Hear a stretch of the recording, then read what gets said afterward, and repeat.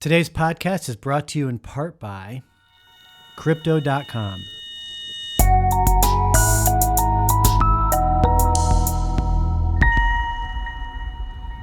Join 10 million plus users buying and selling 90 cryptocurrencies at true cost on the world's fastest growing crypto app, Crypto.com. Grow your portfolio by receiving rewards on your crypto assets. Plus, spend the Crypto.com Visa card and get up to 8% back. Find out more and support this podcast by going to AutoConverse.com/crypto, CRYPTO, and get $25 in CRO added to your account when you enter our promo code upon sign up and make the initial required deposit. That's www.autoconverse.com/crypto to get our promo code and receive $25 in free CRO when you open a new account with our promo code. And thank you.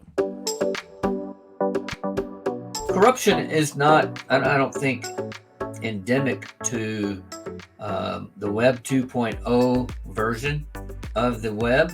I think it's intrinsic to human nature. Right. We, as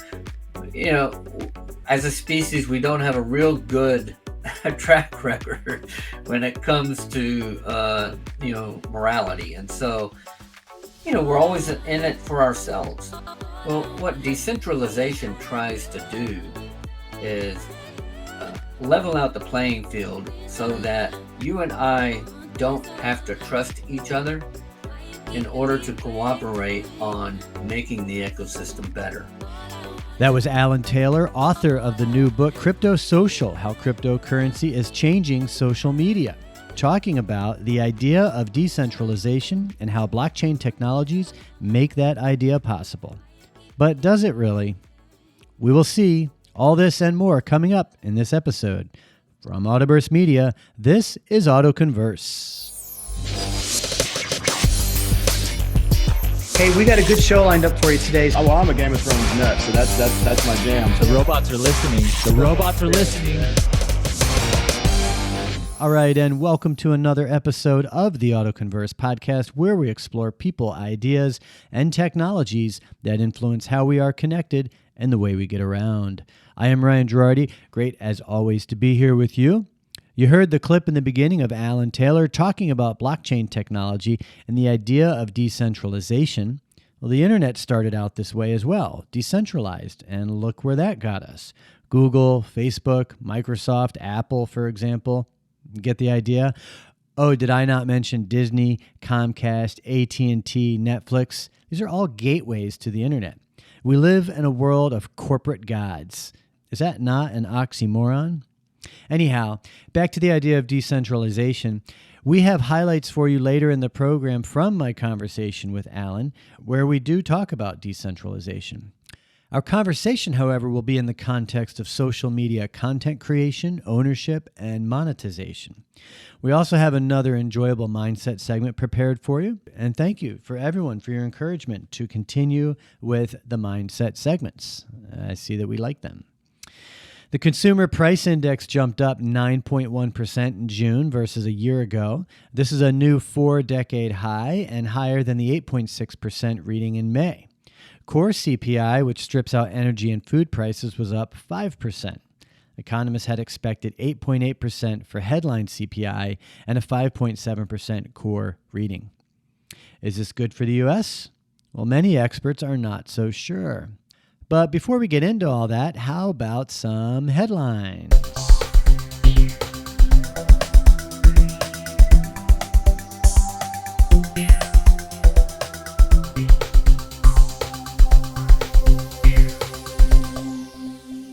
Uber settles a disability lawsuit and will pay more than $2 million as part of a settlement with the Department of Justice, which accused the company of charging a wait time fee to passengers with disabilities who may take more time to get into vehicles. Uber will pay $1.7 million to riders who lodged the complaints and $500,000 to other impacted riders, and credit the more than 65,000 eligible passengers who were handed a fee with double the amount they were charged. Delta buys 100 Boeing MAX planes. It's the first major order with the manufacturer in more than a decade. The deal is for 100 737 MAX 10 planes with options for 30 more. Deliveries are slated to begin in 2025. It's the first fresh order by Delta for new Boeing planes in more than a decade. And the more fuel-efficient MAX planes will replace the older Delta narrow-body jets. Snapchat comes to desktop. As part of its quest to remind people over 18 that it still exists, Snap is expanding beyond the app for the first time ever. In the newly launched Snapchat for Web, you can snap pictures, send direct messages, and video chat with friends on a desktop computer. Some caveats: it'll only be available to Snapchat Plus subscribers initially and won't work on the Safari browser. As of May, Snapchat was the 6th most popular social media app in the US, right after TikTok. And Snapchat, as mentioned, is also offering a paid premium service for $3.99 a month. In automotive news, Ford is considering the unthinkable for advertising and sticking with plans for non-negotiable EV pricing. James Farley, the CEO of Ford, the world's grandfather of automobile makers, told a group of analysts, "I'm not convinced we need public advertising." And he's serious about that. Specifically, he was talking about electric vehicles. The thing is, they sell themselves. The industry cannot make enough of them. Ford does not even need dealers. Online sales can do that. Part of the success of the Ford Motor Company, apart from its assembly line manufacturing methods bringing cars in reach of the middle class, has been advertising. This included a focus in the 1920s on freedom and reliability. The Model T could, quote-unquote, cancel distance and conquer weather. And Ford is still a serious advertiser with an annual budget of about $3 billion. In Australia, $653 million was spent in 2021 on motor vehicle advertising, and this is according to Nielsen Ad Intel's top advertising report. But electric vehicles could change that. In the U.S., Farley says Ford stopped advertising the Mustang Mach-E because it's been sold out for 2 years. Back in June, Farley talked to lengths about a shift to online automobile gross sales with non-negotiable costs and distant deliveries. After a variety of seller conferences, Ford executives clarified what this implies for the dealership mannequin and adjusted their outlook on the matter, saying that almost all of their targets have been misinterpreted. In the end, Ford is sticking to its plans to have non-negotiable costs for EVs, however famous that sellers will nonetheless have the ability to set their very own costs and have bodily shops regardless of the net enterprise mannequin. And frankly, I don't even know what that means, but it's in every source on this subject that I can find. So there you go. Earlier this month, Ford had jubilantly announced that its U.S. vehicle deliveries had surged more than 30% year over year last month. There's just one problem. June 2021 was a horrible month for Ford. At that time, its sales plummeted by 27% as the global chip shortage was wreaking havoc on its production and sales. And moreover, on a year-to-date basis in 2022, deliveries are down 8%, even though Ford has faced easy year-over-year comparisons. Ford appears to be losing share in key market segments, and unfortunately, the automaker is spinning the numbers to make them appear better than they are, rather than explaining to investors what is going on. And that is a concerning development for Ford shareholders. For example, dealers delivered 57,673 F-Series trucks in the U.S. last month, up 26% year over year, but that was still down from 65,188 deliveries in June of 2020, right after the pandemic had gotten started, and 79,204 deliveries 2 years prior in 2018. In total, Ford's 152,252 domestic deliveries in June represented a 34% drop compared to June 2018. In tech innovation news, the U.S. approves SpaceX's Starlink internet for use with ships, boats, and planes. The U.S. Federal Communications Commission authorized SpaceX to use its Starlink satellite internet network with moving vehicles, greenlighting the company's plan to expand broadband offerings to commercial airlines, shipping vessels, and trucks. Starlink, which we've been reporting on for the past couple of years here, past several years, has long sought to grow its customer base from individual broadband users in rural, internet-poor locations to enterprise customers in the potentially lucrative automotive, shipping, and airline sectors. Competition in the low Earth orbiting satellite internet sector is fierce between SpaceX, satellite operator OneWeb, and Jeff Bezos' Kuiper project, a unit of e-commerce giant Amazon, which is planning to launch the first prototype satellites of its own broadband network later this year.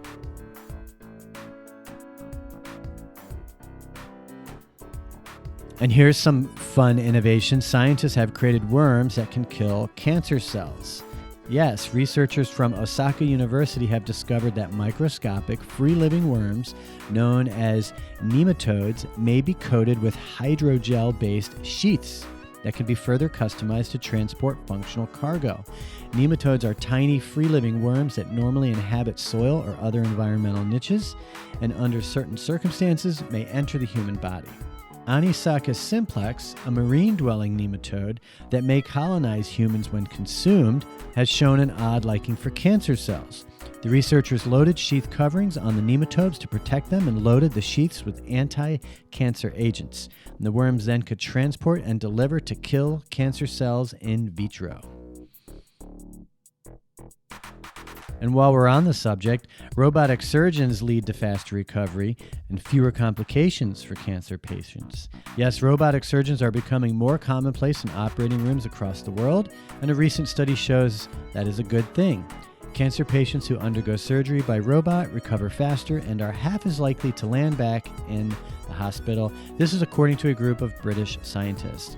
Further research is being carried out to establish the quality-adjusted life year from using robots to perform bladder cancer operations, a measure which captures both quantity and quality of life. And here's something. Scientists create algae computer powered by photosynthesis. Researchers from the University of Cambridge sealed a colony of blue-green algae inside a metal enclosure the size of a AA battery. The unit was then left on a windowsill where the algae photosynthesized, generating a tiny current of electricity that powered an ARM Cortex chip. The system is only proof of concept, but its creators hope algae-powered chips could be used in future Internet of Things devices. They say the advantage of using algae over traditional batteries or solar power is that it has a smaller environmental impact and could potentially provide continuous power. Although this process is extremely inefficient, advocates say biophotovoltaic energy systems could be cheap to produce and environmentally friendly. They imagine that, in the future, giant lily pads that float on water could be coated in green algae to act as mobile power stations alongside offshore wind farms. Humming up. There are different ways or different means of approaching blockchain development in this space. Some are good, some are not so good, some are better than others. But from the ones that I've seen, the ones that operate in a decentralized manner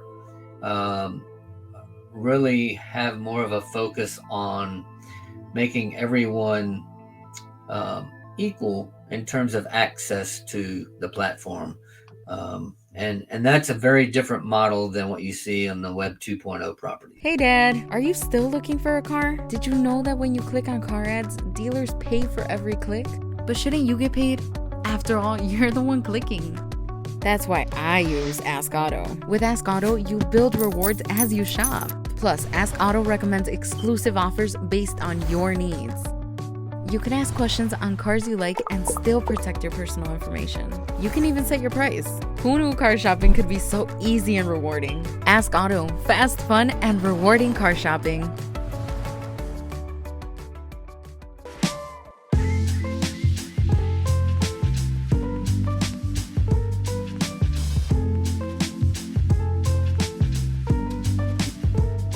Even before your plan, even before understanding your priorities and your focus, it's really developing that confidence to take action. I love what Mel Robbins shares about having that willingness to try.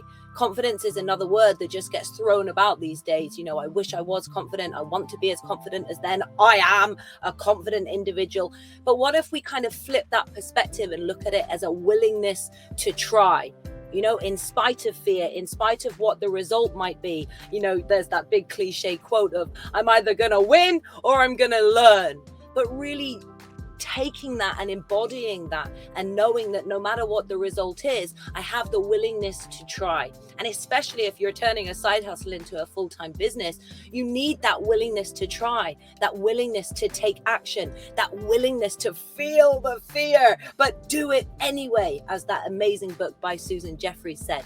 So I think absolutely confidence is key in life, but especially in business and becoming an entrepreneur. It's connecting to your inner potential, to your core confidence. Les Brown might say to the greatness you have inside. Joe Dispenza might say to the genius within. We all have different words for it, but essentially it's that inner potential and that inner power that everybody has. A lot of people doubt it, but everybody has that. So it's about connecting to that confidence from the core. So then it's about bringing that to your everyday life and carrying that thought of ignite the fire. You've got the experience, you've got the evidence. So it's much easier to show up when that fear does. For example, pressing live on a Facebook, having a sales conversation, whatever it might be. When that feeling of fear comes up, it's about making that conscious choice to take action anyway.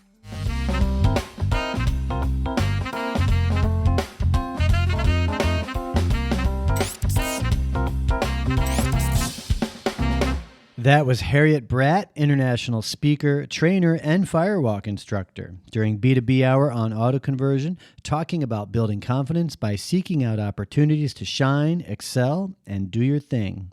You can visit Harriet on the web by going to www.harrietbratt.com. That's HARRIETBRATT.com.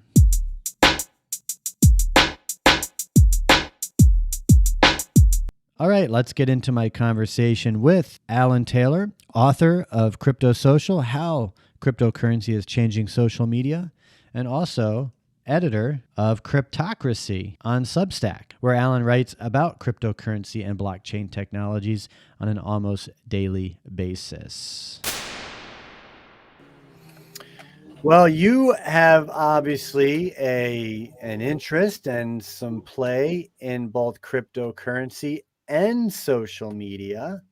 I'm going to bring up your website in a second here, but why don't you give us a little overview of your new book, Crypto Social, How Cryptocurrencies Are Changing Social Media. Why don't you give us the little overview there? Yeah, good. Well, first off, I noticed I need to change that coming soon on my website. Right. The book has been published, so it's on Amazon. So what we got going on here is a few years ago, around 2006, I was doing some research for a client and came across this website called Steemit. And it was a website, a social media, social blogging website that paid users for posting to it. And they paid users in cryptocurrency. The website had its own cryptocurrency. It's still around. So they pay in Steem and Steem dollars. And I started playing around on this website and was really intrigued by the idea. A couple of years later, I noticed that there were other sites popping up similar to that, each with its own little take on it, but all of them focused on decentralizing social media in some way or incorporating cryptocurrencies so that users could earn crypto while posting to their platforms. I started playing around on some of them and decided I'd write a book about it. And how long ago did you start playing around with Steemit, which you see I have up here on the screen? Yeah, I started on Steemit in 2018, and I played around on it for about a year and a half. I started discovering other sites and decided to play around on some of them. And here we are a few years later, about 4 years later, I guess, and publishing my book.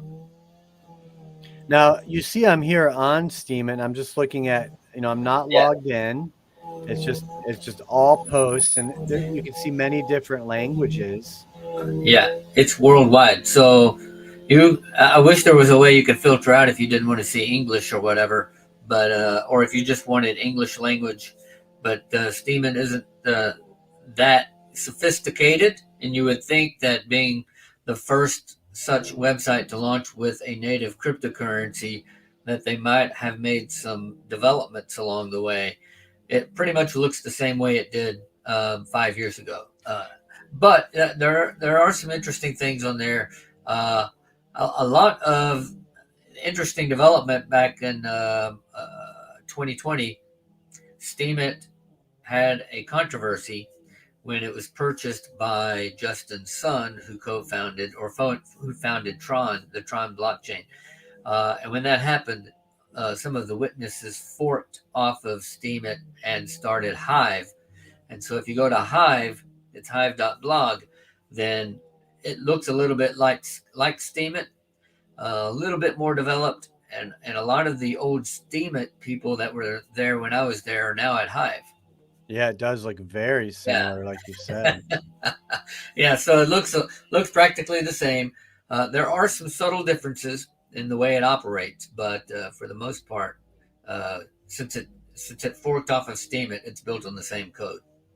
Now, do you know, like, see this dollar sign here? Do you know what pending payout amount? So this is how much the poster is potentially going to be paid for that micro post. Is that what that means, you think? Yeah, and what happens if you look over to the side? There's just 34 votes. If you click on the down arrow, you can see some of those voters. So there's one voter that voted $163. And that's a nice upvote. And so the way these two sites work, Steemit and Hive, is you have resource credits, and the resource credits allow you to post on the website. The more resource credits you have, the more you can post in a shorter period of time. But because it costs in resources to be able to post to these websites, you have to earn your way sort of to the top. And so the way you do that is by posting more and getting more upvotes. And so when a whale, a large person on the site, votes for you, because they have a lot of resource credits and they have more staked cryptocurrency on that website, they have more influence on that website. And so as you build your audience and you get more credibility on the site and you earn more, then the more that you earn, the more you can stake, and the more you stake, the more influence you can have on that blockchain. And that's why some people can vote you up $100, because they have a lot of influence on that blockchain. Cool. So I love the idea. You know, I've tried to put the case out there like, look, folks, if you're using something for free, you are the product and you're not really in control of the ramifications. Yeah. Now, you could argue that it works when you are paying for it. I think a good example would be your cell phone carrier. So whether it's Verizon, AT&T, T-Mobile, whatever your cell phone carrier is, you're paying a fee for access to the network, right? That's And correct. you have the autonomy to call who you want, text who you want, and browse the web and use the apps that you want to use. You have the autonomy. The reality is everything you're doing on that phone is completely tracked. Every call, every text message, it's all tracked. And in the license agreements, you are consenting for these corporations to use that data for improvements and enhancements and creating a better product and a better user experience. I don't really know the fine print of how you're protected from the corporations for, let's say, inappropriately using that information. There's ramifications there. So it's not cut and dry to say because you're paying for it, the company's not abusing or misusing the information. That's correct. But I do think that it sets a better precedent, like you were saying, is you have to earn your way to be more of an influencer on that crypto social platform. And there's a cost to playing and you're also compensated and rewarded through compensation Yeah. as well.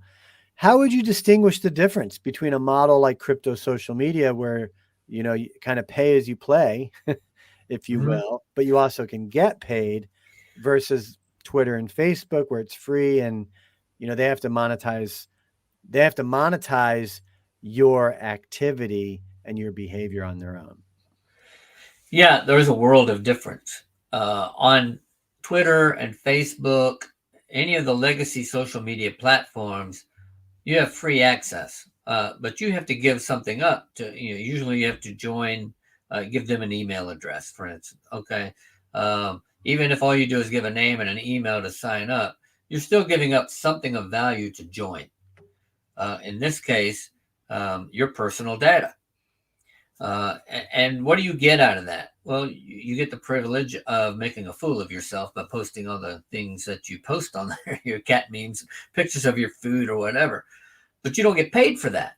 Whereas they will sell advertising that will run alongside your content, and they will earn the revenues from that, and they will not share that with you. They also will sell your data to other companies, and we've seen that happen. And they make billions of dollars selling personal data of their users, and they don't share that money with the users. What a lot of these crypto social platforms are doing is they're saying, okay, well, that's wrong. We have a philosophical disagreement with that whole business model. So what we promise you is you show up, you earn based on your content. Okay. And there are different models of earning. Sometimes it's tip based, where readers will pay you a tip, or as in the case of Publish 0x, it's a tip, but they click a button to say, I want to tip you 80% or 90% or whatever, and then give myself the other 10 or 20%. So it's not coming out of my pocket. It's just generated on the blockchain when we do that transaction. In other cases, the model is based on, like on Hive and Steemit, just you creating content and other users upvoting your content. So there are different models of doing it, but you have the ability to earn. And they will tell you, most of them will say, well, we will not sell your data. We're not going to sell your data. We're fundamentally against doing that. And many of them don't even collect your data. So Hive doesn't require an email address, for instance, to join it. And so, you might pay $3 to join in a cryptocurrency. Depending on how you sign up, they have different ways for you to sign up because it's decentralized. But it's a very small price to pay for the potential gain. There's two scenarios that I want to bring up, and curious on your opinion on if, and if so, how crypto social might keep things like this from happening. So one would be in the case of Mark Zuckerberg. Like you said, the CEO of Facebook, like you said, you're a free user, so they have the right to monetize your data however they see fit, really. Yeah. They kind of have to disclose that, but that lines the pockets of the stakeholders, if you will. Yeah. And it came out that Zuckerberg put $420 million into very select, specific voting precincts to help push for more Democratic votes during the election. He did nothing illegal. What he did was legal, but Yeah. I just feel like if you're a Facebook user, and I'm not making this political, but it's kind of like owning stock in companies that have values or investments that don't align with your values. Sure. Yeah. So I'm kind of like, hey, look, people, if you are a conservative, for example, and your political interests are in, say, Republican conservative, um, what do you say, tenets, right? Yeah. Well, your use of Facebook is perpetuating your opposition because the CEO is going to use the money he makes, to do what he wants. Yeah. So, that's one scenario. Are the people behind Crypto Social like Hive.blog? Like, I mean, just because it's a different paid model, that doesn't keep the same thing from happening in that scenario, does it? Well, first off, Hive doesn't have a single owner. So that's one thing that makes it different than Facebook. The controversy that I mentioned earlier about Steemit and Hive, the way Steemit was set up is it had a foundation. It had a centralized entity that had pre-mined or ninja mined some of the cryptocurrency before launch, and they did that under the guise of saying, well, we want to use that money for development.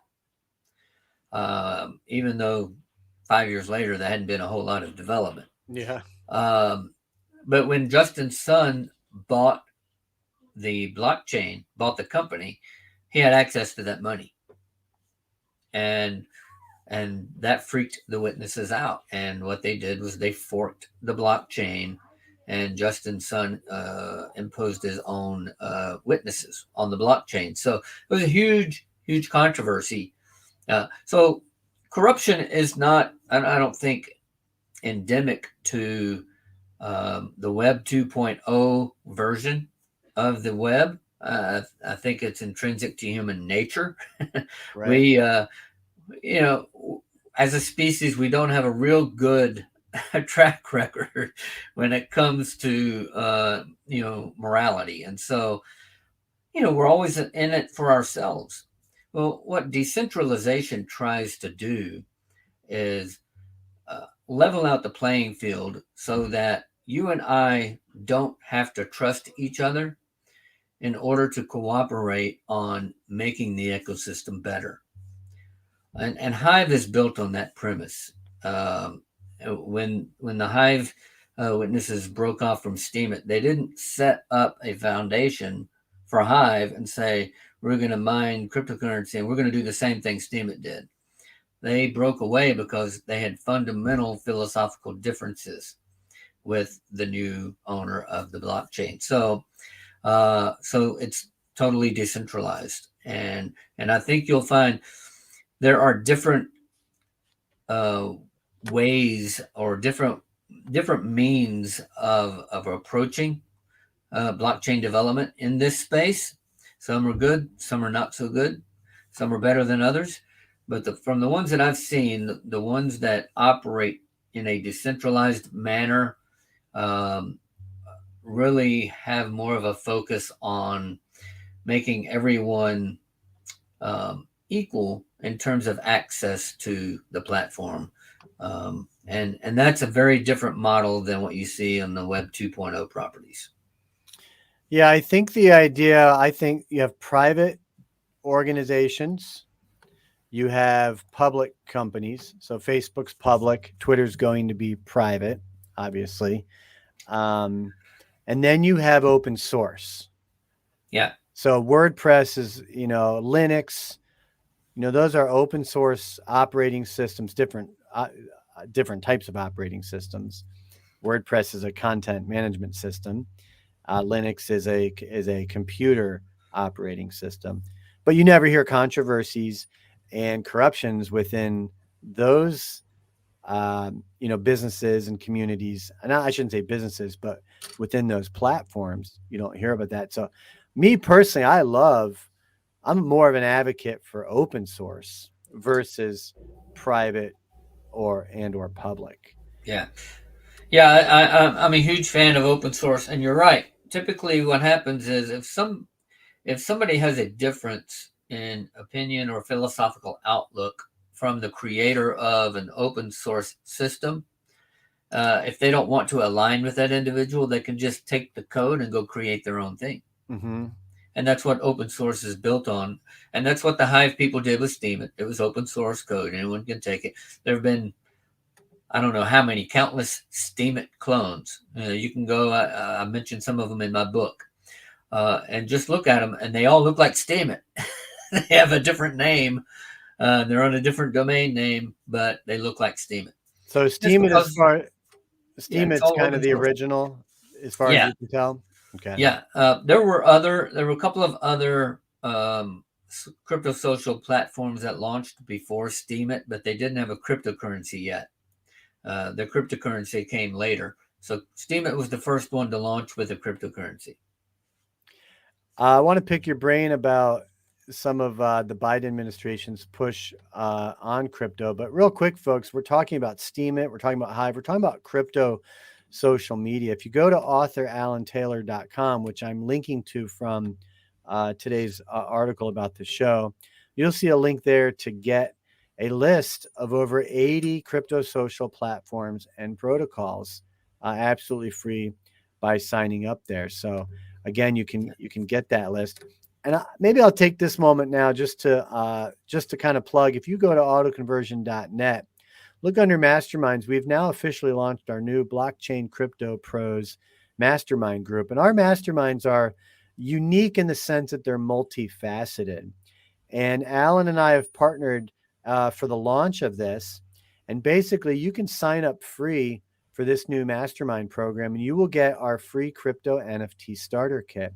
And in that starter kit, it's just a PDF that you'll get for free when you sign up, is a link to the same list that I just mentioned on Alan's website. So you can get that list as well just by going to autoconversion.net/grow and then sign up for the Blockchain Crypto Pros Mastermind group. When you do, you'll receive that starter kit, which includes that list.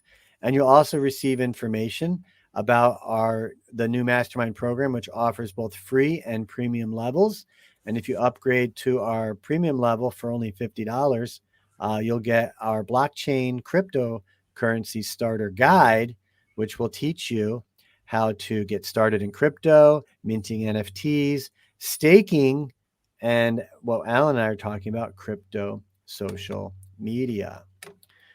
Let me swing over to announcement about, and this isn't new. This isn't like brand new. This came out late February, early March.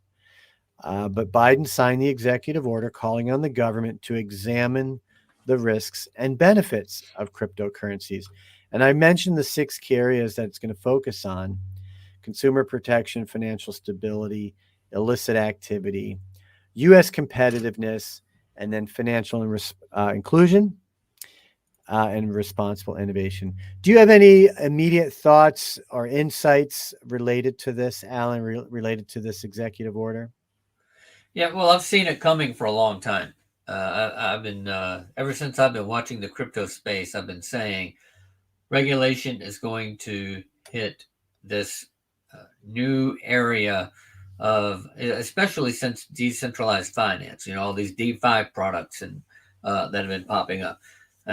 Regulators are going to start paying attention, and as we've seen the last few years, they have started paying more and more and more attention. The question all along really has been which agencies are going to be the regulatory agencies. And I think they're still hashing that out. And that's a part of what this executive order is for.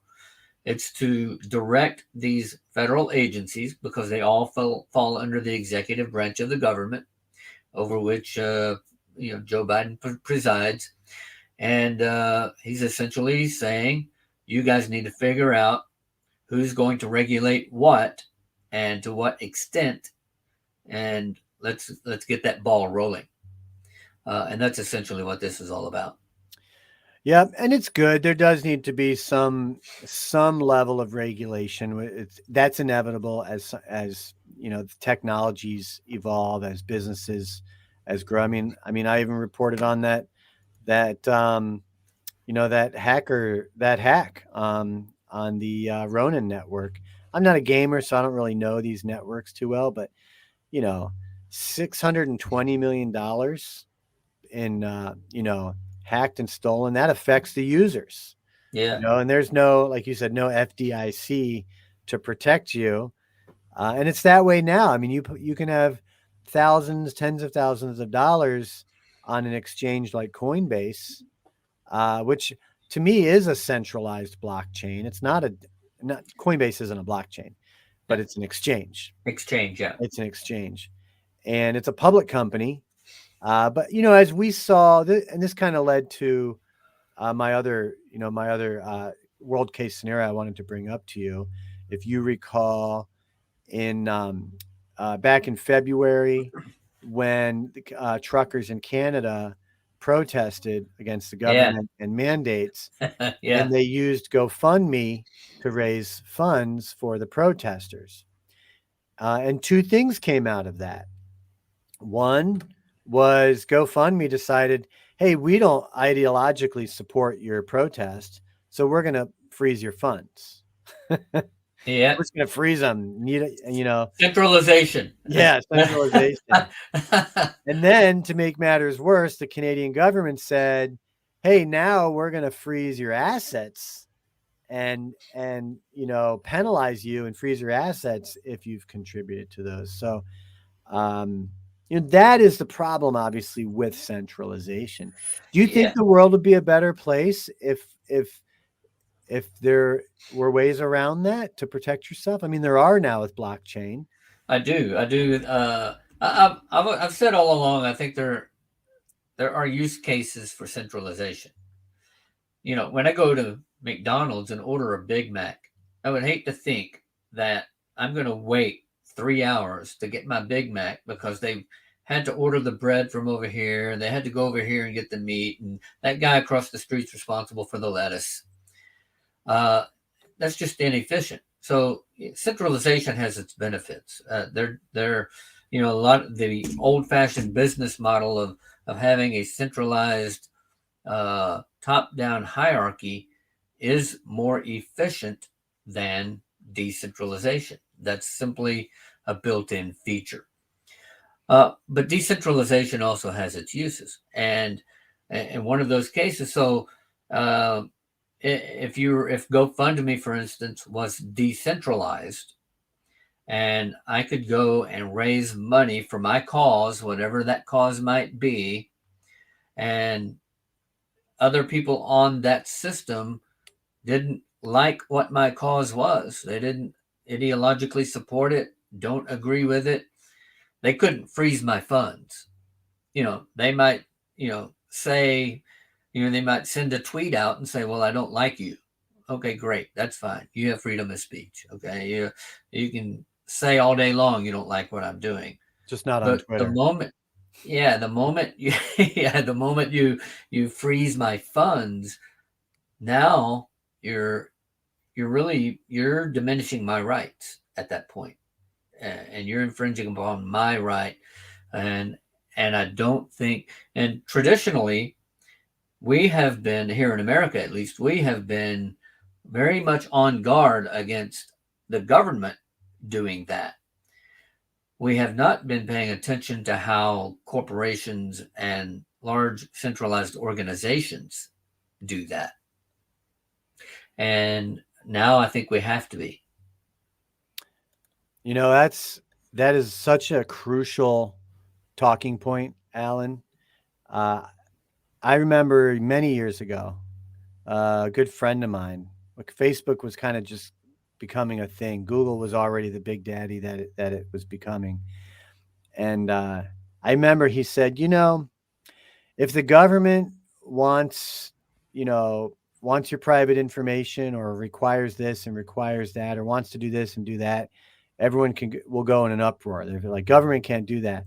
But if you put Apple or Google or Facebook's name on it, people will just become an open book and just give away everything that they have.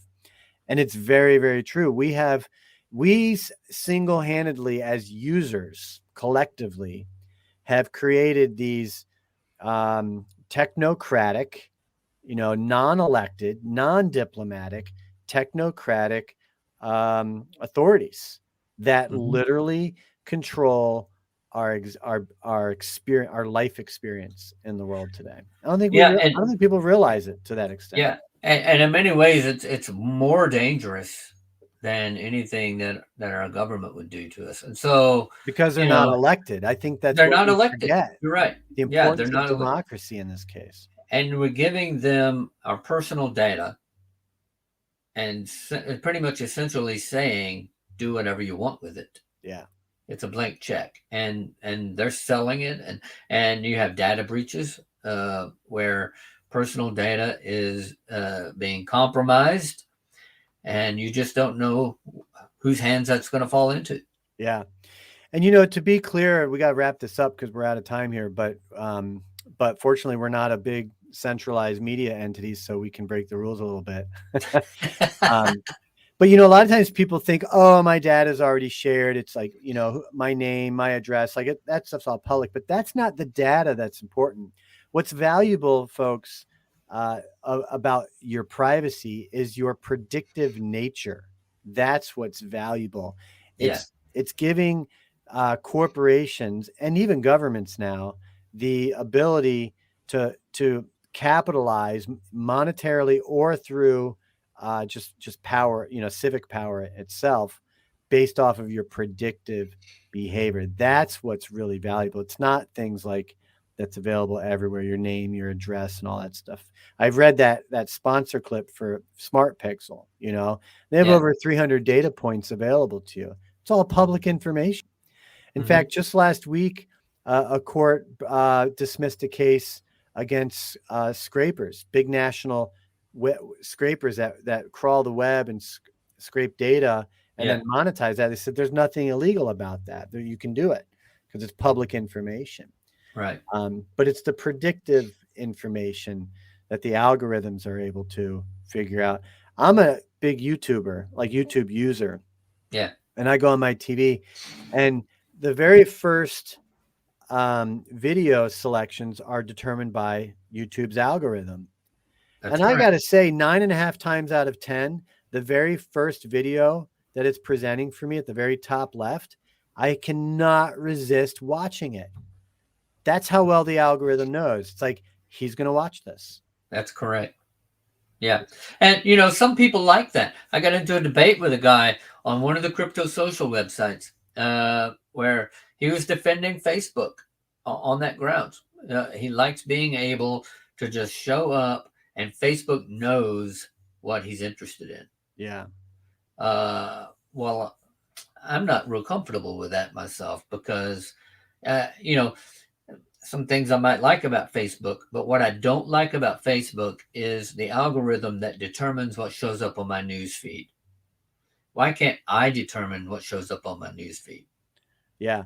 And I would even argue it's not so much about the benefits that you have a problem with, that we would have a problem. It's the unintended consequences that we might not know about. That's the real problem. Yeah. And I discuss all of that in Crypto Social. I actually go through some of the controversies in social media history, the data breaches and all of these things that we're talking about, the unintended consequences and the invisible influence and all of these things that are negative that people may not even be thinking about while they're using these platforms. Well, good. I've started reading it. I haven't finished it, but I look forward to getting into some of these really important subject matters that you talk about. So congratulations on the book. And, thanks for popping up here. Alan Taylor, everybody, author of Crypto Social, How Cryptocurrencies Are Changing Social Media. And you can get that by going to, you can find it on Amazon. I had it up here on Barnes & Noble. You can go to Alan's website, AuthorAlanTaylor.com. And, why don't I add this? Folks, I mentioned about the new blockchain crypto pros mastermind group, where you can not only get for free Alan's list of 80 plus crypto social media platforms and protocols, but when you sign up and you'll get our free starter kit, there'll be a link for that in there. There'll also be a link to get our blockchain crypto starter guide, which walks you through a whole variety of advanced things such as crypto social media. And in the guide is an affiliate link to Alan's book on Amazon. If you buy it with our link, then we'll give you a third month free of the mastermind program. The initial purchase is $50. You can sign up free, You can upgrade for 50. You get 2 months of our support service. Alan and I are co-hosting a clubhouse room every month, and we do a different lesson within the starter guide, and we go through that, and we welcome folks. Anyone on Clubhouse can join us there. And then we're also holding a roundtable where we can help you get started in different areas such as crypto social media. Maybe you have some projects you're working on, and we're developing a private digital community around cryptocurrency. It's designed for both novices and enthusiasts, and you can benefit from that. So definitely check that out. Hey, Alan, before you go, you mentioned Steemit. Hive seems like kind of the better version of Steemit for people like myself that are, haven't really gotten into crypto social but are interested. Where would you recommend be a good starting place? I think probably Hive is a good place, but I think it's a little overwhelming for new people. I would recommend going to Publish Xerox, which is all about cryptocurrency. Most of the content there is about cryptocurrency, and you can read it and you can join. It's real easy to join. You can join by email. You don't need a big cryptographic key to like you do on some of the other platforms. But the benefit there is if you're new to cryptocurrencies, if you're new to all of this, you can learn about that on Publish as you read the content, and you can click the button at the end of each article, that the ones that you like, and tip the article, the person that wrote that article. And the beauty of it is you also get a portion of that tip just for reading. And so you can see how cryptocurrencies work and how earn a few while you're reading about and learning about cryptocurrency. So Publish is a great place to start. What's the website? Because I heard you say Xerox, Publish Xerox, but what's the website? Yeah, it's publish0x.com. Oh, let's try that. Publish0x.com. Let's see that. And they actually pronounce that publish, but it's got a 0 and an X on the end. And so Yeah, I'm bringing it up right now. Yeah, and so you can see right there where all the articles are about cryptocurrency in some way. Splinterlands, one of the biggest decentralized gaming, socialized games on the internet. They talk about Twitter and Elon Musk and all that. So, yeah, but you can see down in the right corner of each of these articles, there's a dollar amount, and so that's how much those articles have earned at currently. Very, very cool. And this is a direction, folks, that I've been pushing for AutoConversion, our company behind the podcast here. So I just put a link to that in the public chat, public chat for the video. So that's up there. Yeah. And if you sign up, look for me either as Alan Taylor or Cryptocracy. My newsletter I publish on Publish as Cryptocracy. And my profile name is Alan Taylor. And that's pretty typical of how I do things on these social media websites. You'll either find me as Alan Taylor or Cryptocracy. Very interesting. I'm noticing, because I'm not logged in, right, that I can't do a search. When you log in, maybe it's Explore. Are you able to search? I didn't know you couldn't do that if you weren't logged in, but that's good to know. And so you can see there are other categories there: music, photography, art. So you can publish in those categories.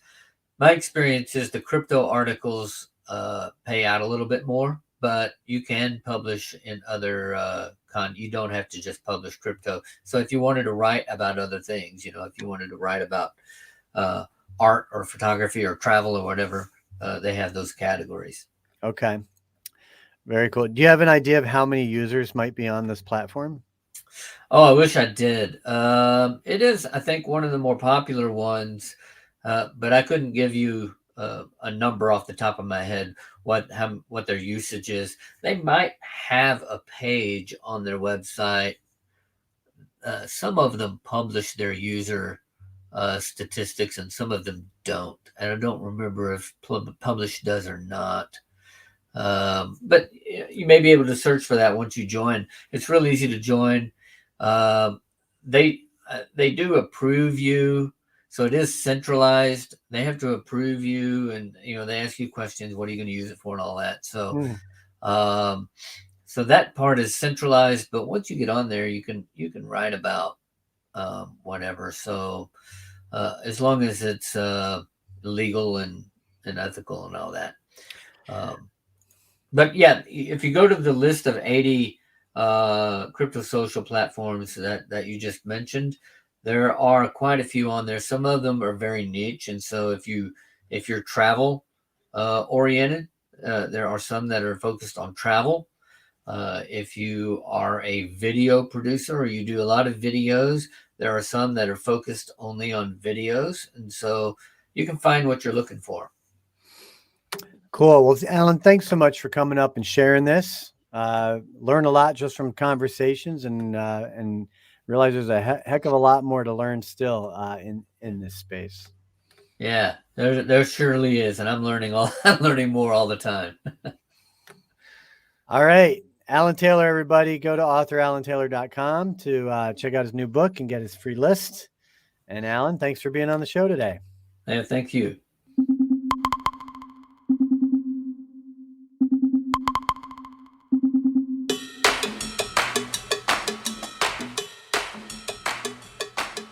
Okay, that is a wrap. Thanks again for tuning in to this episode of the AutoConverse podcast. Remember to text the keyword AutoConverse to 855-766-7585. Get yourself subscribed to our YouTube channel so you can tune into our live shows. And you can also listen to the podcast up there as well. In addition to the live show every month, we're also on Clubhouse doing a variety of things, including our monthly Crypto Pros micro classes on Clubhouse, which are free and open to the public. But I recommend, if you're interested in learning more about cryptocurrency, or maybe you're an enthusiast or expert and have something to share, we'd love to have you get involved on the podcast and in our Clubhouse rooms as well. Head on over to AutoConversion.net/grow. Again, that's AutoConversion.net, not to be confused with AutoConverse.com. Go to AutoConversion.net/grow and look for the Blockchain Crypto Pros discussion group. You can sign up for free and receive all the information and see how you can get started in our free mastermind group. All right, we're signing off. We're out of here. If you are a Doge holder, well, I think we've hit rock bottom, so we only have up to go from here. So here we go. To the moon. Take care, everyone. We'll see you soon.